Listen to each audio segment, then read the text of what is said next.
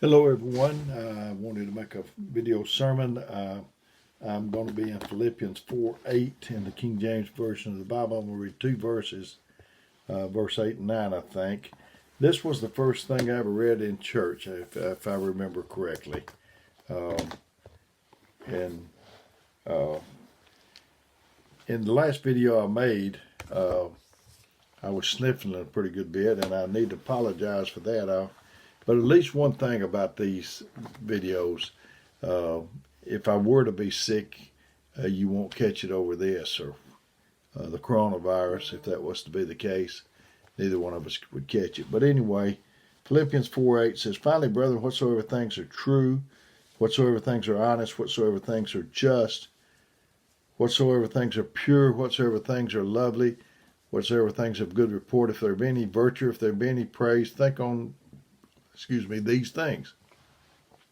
Those things which you have both learned and received and heard and seen in me, do, and the God of peace shall be with you."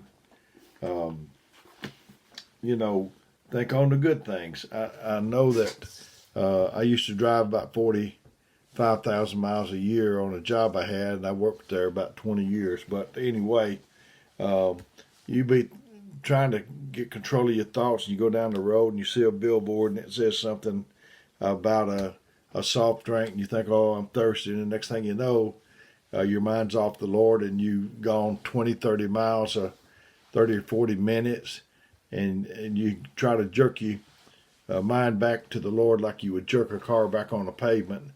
And so uh, don't go on the rest of your life with the same mind. If you can think, you can change, you can move, you can evolve, you can grow, you can become. You are just one idea away.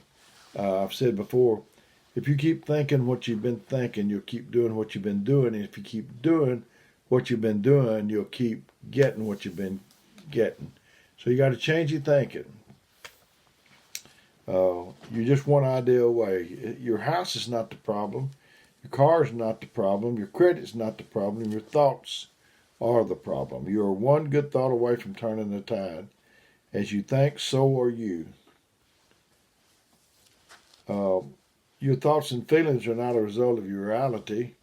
In fact, your reality is a result of your thoughts and feelings. You're no better than the thoughts you think. If you think little, you grow little. If you think weak, you grow weak. If you think up, you go up. You're just one thought away. God has a mission for us to go on in His name. We sit for hours watching people on reality TV. In the last video, I addressed that.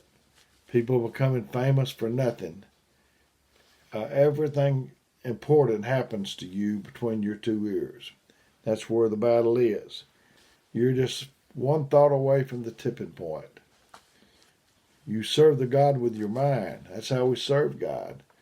We serve humanity with our mind. Give me a thought, a plan, a strategy, and give me the courage. Let me have the courage to think. God doesn't have to whisper something to you every hour. One thought from God will keep you working 10 years or even the rest of your life. Just one good thought from God. Your thoughts are either bringing you down or bringing you up. It's not what they think about you that is limiting you. It's what you think about you and what you think about what they think about you.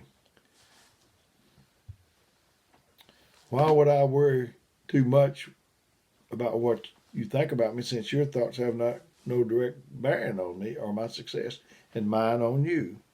Stop worrying about what everyone else thinks. You don't have time to be a steward over someone else's mind. We just need to get our head together.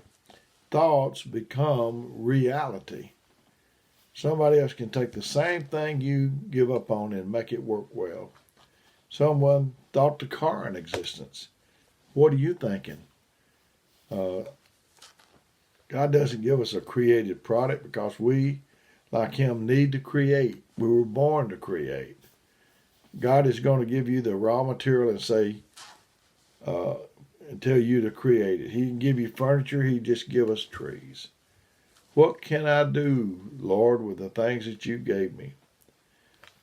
God didn't make boats and airplanes. Maybe we're waiting on something, on Him to give us something, and He's waiting on us to use what He has already given us. Some people are just waiting on God to do everything and tell them everything. But it's how you think about yourself.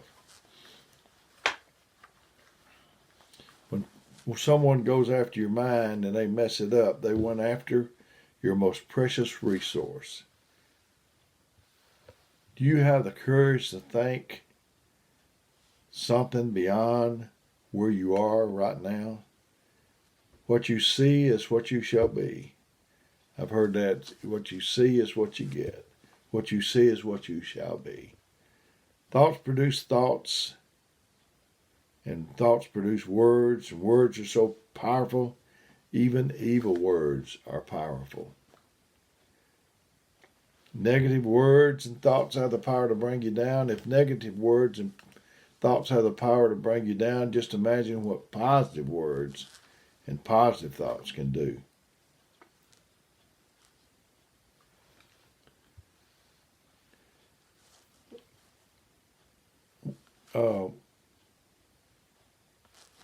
My thoughts and words don't so much make or break someone else, but they do me.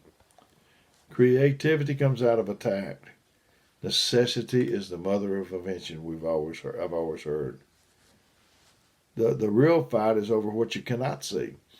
The war on terrorism, the war on crime and drugs. In the Old Testament, the war was natural, but now it is spiritual. The enemy comes to steal, kill, and destroy.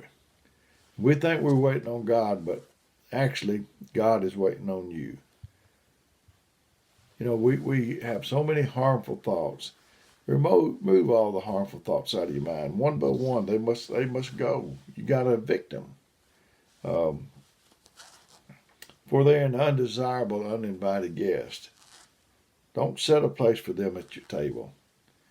You are, after all, what you eat or think. I had a brother come, and I was sitting down and he came through, or maybe he was sitting down and I came through. Anyway, when I shook his hand, he says, "You are what you eat." I went up and down in weight in my lifetime, and at that time I was probably pretty heavy, and I thought that's what he was talking about. Well, when I got to considering it, he was talking about this.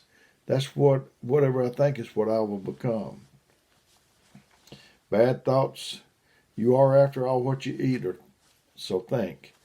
Bad thoughts are bad for your well-being and will definitely make you sick. Be like the hotel that has all the guests it needs for one night and put up a no vacancy sign.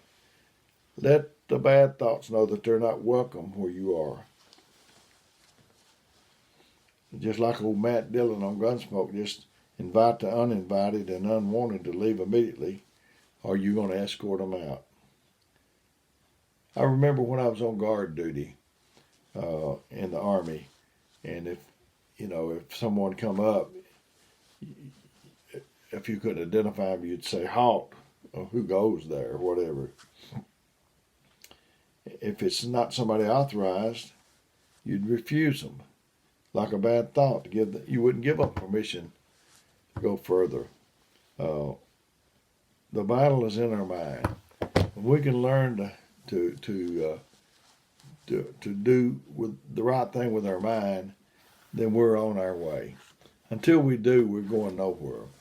That was the one thing that I think that, besides God helping me, that turned me around, is when I started trading them old thoughts for better thoughts and the best thoughts and the right thoughts.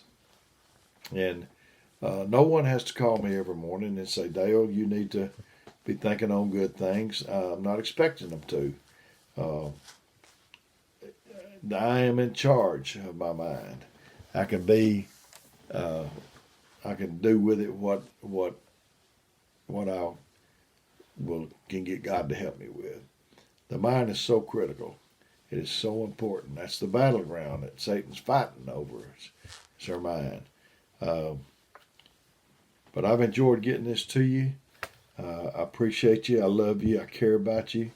And I want to do what would I need to do to help you. That is my whole mission in life, to make a difference and to help you. And I've been giving my phone number 256-508-4410. If you need me, I want you to call me.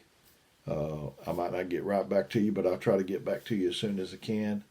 And if you will, leave me a message. So until next time when we do this, may God bless.